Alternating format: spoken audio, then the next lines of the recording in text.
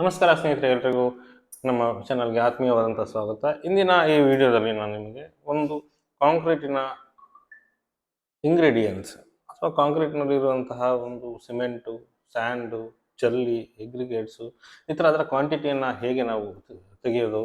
So ನಮಗೆ ಒಂದು slab ಅಥವಾ ಒಂದು ಕಾಲಮ್ ಅಥವಾ ಯಾವುದೋ ಒಂದು ಕಾಂಕ್ರೀಟ್ ಸ್ಟ್ರಕ್ಚರನ್ನು ಕಾಸ್ಟ್ ಮಾಡುವಾಗ ಅದಕ್ಕೆ ಬೇಕಾಗಿರ್ತಕ್ಕಂತಹ ಮೆಟೀರಿಯಲ್ಗಳ ರಿಕ್ವೈರ್ಮೆಂಟನ್ನು ನಾವು ಹೇಗೆ ಕಂಡುಹಿಡಿಯೋದು, ಅದ್ರ ಬಗ್ಗೆ ಒಂದು ಮಾಹಿತಿಯನ್ನು ನಾನು ನಿಮಗೆ ಕೊಡ್ತೀನಿ. ಯಾವ ಥರ ಕ್ಯಾಲ್ಕುಲೇಟ್ ಮಾಡಿಕೊಡೋದು ಅಂತ ನಾನು ನಿಮಗೆ ಹೇಳ್ಕೊಡ್ತೀನಿ.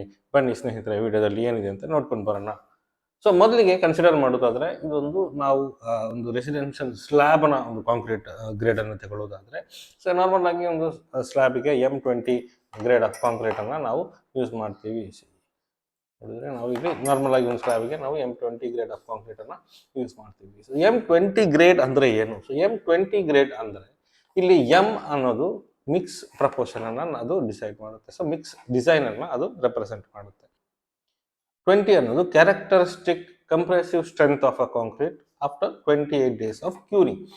ಸೊ ಒಂದು ಕಾಂಕ್ರೀಟ್ನ ಒಂದು ಕ್ಯೂಬನ್ನು ನಾವು ಕಾಸ್ಟ್ ಮಾಡಬೇಕಾಗುತ್ತೆ. ಸೊ ಇಲ್ಲಿ 150 mm by 150 mm ಕಾಂಕ್ರೀಟ್ನ ಕ್ಯೂಬನ್ನು ನಾವು ಕಾಸ್ಟ್ ಮಾಡಿಬಿಟ್ಟು, ಸೊ 28 ಡೇಸ್ ಆದಮೇಲೆ 28 ಡೇಸ್ ಕ್ಯೂರಿಂಗ್ ಮಾಡಬೇಕು. 20 ಡೇಸ್ ಆದಮೇಲೆ ಅದರ ಒಂದು ಕಂಪ್ರೆಸಿವ್ ಸ್ಟ್ರೆಂತನ್ನು ತೆಗೆದಾಗ ನಮಗೆ ಸೊ ಅದರ ವ್ಯಾಲ್ಯೂ ಬಂದುಬಿಟ್ಟು 20 Nm/mm² ಬರುತ್ತೆ. ಸೊ 20 MPa ಅಂತ ಕೂಡ ಹೇಳ್ತೀವಿ. ಸೊ ಈ ಥರದ ಒಂದು ಸ್ಟ್ರೆಂತ್ ಇರುವಂಥ ಕಾಂಕ್ರೀಟನ್ನು ನಾವು ಸ್ಲ್ಯಾಬಿಗೆ ಯೂಸ್ ಮಾಡ್ತೀವಿ. ಸೊ ನಾವು ಇವತ್ತು ಈ M20 ಗ್ರೇಡ್ಗೆ 1 ಕ್ಯೂಬಿಕ್ ಮೀಟರ್ಗೆ ಬೇಕಾದಂತಹ ಒಂದು ಸಿಮೆಂಟು, ಒಂದು ಸ್ಯಾಂಡು, ಒಂದು ಜಲ್ಲಿ ಅಥವಾ ಅಗ್ರಿಗೇಟ್ಸ್ ಅಂತೀವಿ, ಅದರ ಕ್ವಾಂಟಿಟಿಯನ್ನು ನಾವು ಹೇಗೆ ತೆಗೆಯುವುದು ಅಂತ ನಾನು ನಿಮಗೆ ಹೇಳ್ಕೊಡ್ತೀನಿ. ಸೊ M20 ಗ್ರೇಡ್ನಲ್ಲಿ ನಾವು ಕನ್ಸಿಡರ್ ಮಾಡಿದಾಗ ಸೊ ಅದರ ಮಿಕ್ಸ್ ಪ್ರಪೋರ್ಷನ್, ಸೊ ಇದನ್ನು ನಾವು ಮಿಕ್ಸ್ ಪ್ರಪೋರ್ಷನ್ ಅಂತ ಹೇಳ್ತೀವಿ. ಇಲ್ಲಿ 1:1.5:3 ಅಂತ ಏನು ಶೋ ಮಾಡಿದ್ದಾರೆ. ಸೊ ಇದನ್ನು ನಾವು ಮಿಕ್ಸ್ ಪ್ರಪೋರ್ಷನ್ ಅಂತ ಹೇಳ್ತೀವಿ. ಸೊ ಇಲ್ಲಿ 1 ಅನ್ನೋದು ಸಿಮೆಂಟಿನ ರೇಷಿಯೋವನ್ನು ತೋರಿಸುತ್ತೆ. 1.5 ಅನ್ನೋದು ಫೈನ್ ಅಗ್ರಿಗೇಟ್ ಅಥವಾ ಸ್ಯಾಂಡ್ನ ಒಂದು ಪ್ರಪೋರ್ಷನ್ ಅನ್ನು ತೋರಿಸುತ್ತೆ. 3 ಅನ್ನೋದು ಎಗ್ರಿಗೇಟ್ಸ್, ಕೋರ್ಸ್ ಅಗ್ರಿಗೇಟ್ನ ಒಂದು ಪ್ರಪೋರ್ಷನ್ ಅನ್ನು ತೋರಿಸುತ್ತೆ. ಸೊ ಇದನ್ನು C:S:A ಅಂತ ಇಲ್ಲಿ ಮೆನ್ಷನ್ ಮಾಡಿದ್ದಾರೆ. M20 ಗ್ರೇಡ್ನ 1 ಕ್ಯೂಬಿಕ್ ಮೀಟರ್ ಕಾಂಕ್ರೀಟನ್ನು ನಾವು ಕನ್ಸಿಡರ್ ಮಾಡೋಣ. ಸೊ ಇದರಲ್ಲಿ ಏನೇನು ಇಂಗ್ರೀಡಿಯೆಂಟ್ಸ್ ಇರುತ್ತೆ, ಸೊ ಅದರ ಕ್ವಾಂಟಿಟಿಯನ್ನು ನಾವು ಹೇಗೆ ಫೈಂಡ್ ಔಟ್ ಮಾಡೋದು, ಅದರ ಬಗ್ಗೆ ಒಂದು ಮಾಹಿತಿಯನ್ನು ನಿಮಗೆ ಕೊಡ್ತಾ ಹೋಗ್ತೀನಿ. ನಾವು ಮುಖ್ಯವಾಗಿ ಇದರಲ್ಲಿ ಗಮನಿಸಬೇಕಾದಂಥ ಅಂಶಗಳೇನೆಂದರೆ, ಒಂದು ಡ್ರೈ ವಾಲ್ಯೂಮ್ ಮತ್ತೊಂದು ವೆಟ್ ವಾಲ್ಯೂಮ್. ಸೊ ಈ ಡ್ರೈ ವಾಲ್ಯೂಮ್ ಮತ್ತು ವೆಟ್ ವಾಲ್ಯೂಮ್ನ ಡಿಫ್ರೆನ್ಸ್ ಏನು ಅಂತಂದರೆ, ಇಲ್ಲಿ dry volume is equal to 1.54 to 1.57 times of wet volume. So 1.54 to 1.57 ಈ ಕಾನ್ಸ್ಟೆಂಟು ನಮಗೆ ಈ ಕಾನ್ಸ್ಟೆಂಟನ್ನು ನಾವು ತುಂಬ ಇಂಪಾರ್ಟೆಂಟ್ ಆಗಿ ನೆನಪಿಟ್ಕೋಬೇಕಾಗುತ್ತೆ.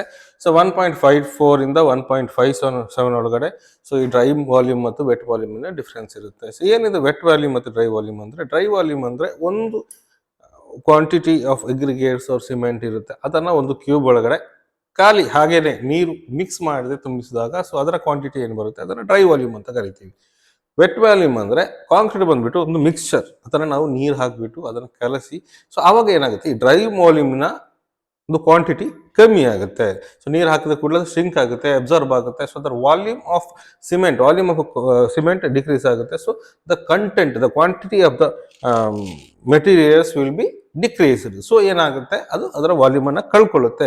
ಸೊ ವೆಟ್ ವಾಲ್ಯೂಮ್ ಯಾವಾಗಲೂ ಕೂಡ ಕಮ್ಮಿ ಇರುತ್ತೆ ಡ್ರೈ ವಾಲ್ಯೂಮ್ಗಿಂತ. ಸೊ ನಾವು ಇವಾಗ ಕ್ಯಾಲ್ಕುಲೇಟ್ ಮಾಡೋದು 1 cubic metre of dry volume. So ಅದಕ್ಕೆ ನಮ್ಗೆ ಏನು ಬೇಕಾಗುತ್ತೆ ಅಂದರೆ, ಸೊ ಅದರ ಒಂದು ಕಾನ್ಸ್ಟೆಂಟ್ ಇದೆ. So 1 cubic metre of dry volume ಅಂದರೆ so wet volume multiply by 1.54 to 1.57 ಅಂದರೆ 1.54 ಅಥವಾ 1.57 ಪಟ್ಟು wet volume is equal to the dry volume ಆಗಿರುತ್ತದೆ. ಖಂಡಿತವಾಗ್ಲೂ ಕೂಡ ಒಂದು ಇಂಪಾರ್ಟೆಂಟ್ ಆದಂಥ ಒಂದು ಥಿಯರಿ. ಸೊ ಇದನ್ನು ನಾವು ನೆನಪಿಟ್ಕೊಳ್ಬೇಕಾಗುತ್ತೆ.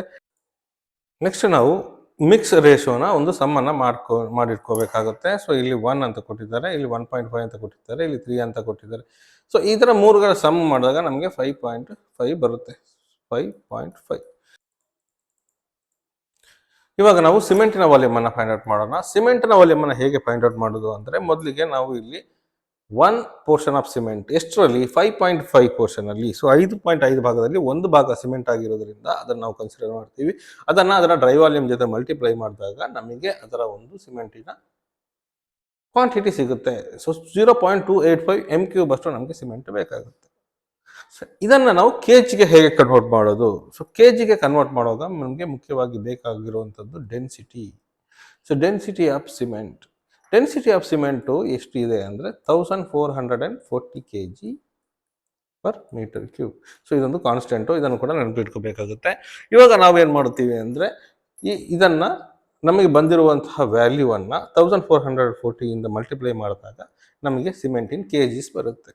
ನಮ್ಗೆ ಎಲ್ರಿಗೂ ಗೊತ್ತಿರುವಂತೆ ಸಿಮೆಂಟ್ ಇನ್ ಕೆಜಿಸ್ ಬಂದರೆ ಆರಾಮಾಗಿ ನಾವು ಅದನ್ನು ಬ್ಯಾಗ್ಸ್ಗೆ ಕನ್ವರ್ಟ್ ಮಾಡ್ಕೋಬಹುದು. ಯಾಕೆಂದರೆ ಪರ್ ಬ್ಯಾಗ್ ಬಂದುಬಿಟ್ಟು 50 kg ಇರುತ್ತೆ. ಸೊ 411/50 ಮಾಡಿದರೆ ನಮಗೆ 8.22 ಬ್ಯಾಗ್ಸು ಸಿಗುತ್ತೆ. ನೆಕ್ಸ್ಟ್ ಬಂದುಬಿಟ್ಟು ಎಗ್ರಿಗೇಟ್ನ ಕ್ವಾಂಟಿಟಿಯನ್ನು ಹೇಗೆ ಕ್ಯಾಲ್ಕುಲೇಟ್ ಮಾಡೋದು ಅಂತ ನಾನು ನಿಮಗೆ ಹೇಳ್ಕೊಡ್ತೀನಿ. ಸೊ ಎಗ್ರಿಗೇಟಲ್ಲಿ 2 ಟೈಪ್ಸ್ ಆಫ್ ಎಗ್ರಿಗೇಟನ್ನು ನಾವು ಯೂಸ್ ಮಾಡ್ತೀವಿ. ಒಂದು ಫೈನ್ ಎಗ್ರಿಗೇಟ್, ಇನ್ನೊಂದು ಕೋರ್ಸ್ ಎಗ್ರಿಗೇಟ್. ಸೊ ಇಲ್ಲಿ ಫೈನ್ ಎಗ್ರಿಗೇಟ್ ಅಥವಾ ಸ್ಯಾಂಡ್ ಅಂತ ಏನು ಹೇಳ್ತೀವಿ, ಸೊ ಅದರ ಕ್ವಾಂಟಿಟಿಯನ್ನು ಕ್ಯಾಲ್ಕುಲೇಟ್ ಮಾಡೋದು ತುಂಬಾ ಸುಲಭವಾದಂಥ ಪ್ರೊಸೀಜರು. ತುಂಬ ತಲೆ ಕೆಡಿಸ್ಕೊಳ್ಬೇಕಾಗಿರುವಂತಹ ಒಂದು ಪ್ರೊಸೀಜರೇ ಅಲ್ಲ. ನೋಡಬೇಕಾದ್ರೆ ಇಲ್ಲಿ ನೋಡಿ 1.5 ನಮಗೆ ಮಿಕ್ಸಿ ರೇಷಿಯೋದಲ್ಲಿ ಗೊತ್ತಿದೆ. ಫೈನ್ ಅಗ್ರಿಗೇಟು ಅಥವಾ ಸ್ಯಾಂಡ್ ಬಂದುಬಿಟ್ಟು 1.5% ಇರುತ್ತೆ. ಎಷ್ಟರಲ್ಲಿರುತ್ತೆ? 5.5% ಇರುತ್ತೆ.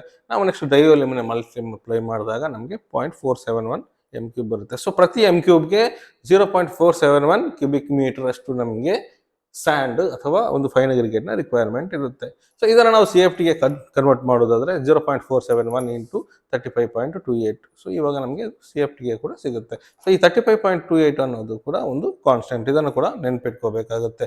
ಸೊ ಇದು ಏನು ಅಂದರೆ 1 ಕ್ಯೂಬಿಕ್ ಮೀಟರ್ ಆಫ್ ಮೆಟೀರಿಯಲ್ ಬಂದುಬಿಟ್ಟು 35.28 CFT ಆಗಿರುತ್ತೆ. ಸೊ ಇದೊಂದು ಕಾನ್ಸ್ಟೆಂಟು, ಇದು ಕೂಡ ಕಾನ್ಸ್ಟೆಂಟ್ ಅಥವಾ ಕನ್ವರ್ಷನ್ ಫ್ಯಾಕ್ಟರ್ ಅಂತ ಕೂಡ ಹೇಳ್ಬೋದು. ಇದನ್ನು ಕೂಡ ನಾವು ನೆನಪಿಟ್ಕೋಬೇಕಾಗುತ್ತೆ.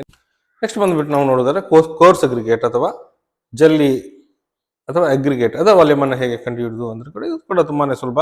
ಸೊ ಇದೊಂದು 5.5 ಅಲ್ಲಿ 3 ಭಾಗ ಇದೆ. ಸೊ ಅದನ್ನು ನಾವು ಅದರ ಡ್ರೈ ವಾಲ್ಯೂಮಿಂದ ಮಲ್ಟಿಪ್ಲೈ ಮಾಡಿದಾಗ 0.856 ಕ್ಯೂಬಿಕ್ ಮೀಟರ್ ಸಿಗುತ್ತೆ.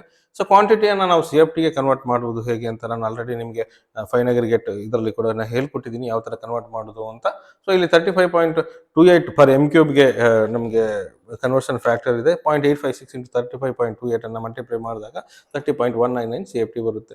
ಸೊ ಇಲ್ಲಿ ನಮಗೆ ಇಂಪಾರ್ಟೆಂಟ್ ಆಗಿ ನೆನಪಿಟ್ಟುಕೊಳ್ಬೇಕಾಗಿರುವಂತಹ ಕೆಲವು ವಿಷಯಗಳು ಈ ವಿಚಾರದಲ್ಲಿ ಅಂತಂದರೆ, ಒಂದು ಮೊದಲನೇದಾಗಿ ಗ್ರೇಡ್ ಆಫ್ ಕಾಂಕ್ರೀಟ್, ಎರಡನೇದಾಗಿ ಮಿಕ್ಸ್ ಪ್ರಪೋರ್ಷನ್, ಮೂರನೇದಾಗಿ ಡೆನ್ಸಿಟಿ ಆಫ್ ಸಿಮೆಂಟ್, ನಾಲ್ಕನೇದಾಗಿ ಕನ್ವರ್ಷನ್ ಫ್ಯಾಕ್ಟರ್. ಸೊ ಈ ಮಾಹಿತಿ ನಿಮಗೆ ತುಂಬಾ ಉಪಯುಕ್ತವಾಗಿರುತ್ತೆ ಅನ್ಕೋತೀನಿ. ಖಂಡಿತವಾಗ್ಲೂ ಕೂಡ ಮುಂದೆ ಇದೇ ಥರದ ಇನ್ನೂ ಅನೇಕ ಮಾಹಿತಿಗಳೊಂದಿಗೆ ನಾನು ನಿಮ್ಮನ್ನು ಮತ್ತೆ ಭೇಟಿಯಾಗ್ತೀನಿ. ಅಲ್ಲಿವರೆಗೂ ಥ್ಯಾಂಕ್ ಯು ವೆರಿ ಮಚ್. ಚಾನಲನ್ನು ಮೊದಲನೇದಾಗಿ ನೋಡ್ತಿರೋರು ಖಂಡಿತವಾಗ್ಲೂ ಕೂಡ ನಮ್ಮ ಚಾನಲ್ನ ಸಬ್ಸ್ಕ್ರೈಬ್ ಮಾಡಿ, ಬೇರೆ ಪಕ್ಕದಲ್ಲಿರುವಂಥ ಬೆಲ್ ಬಟನ್ ಕೂಡ ಪ್ರೆಸ್ ಮಾಡಿ.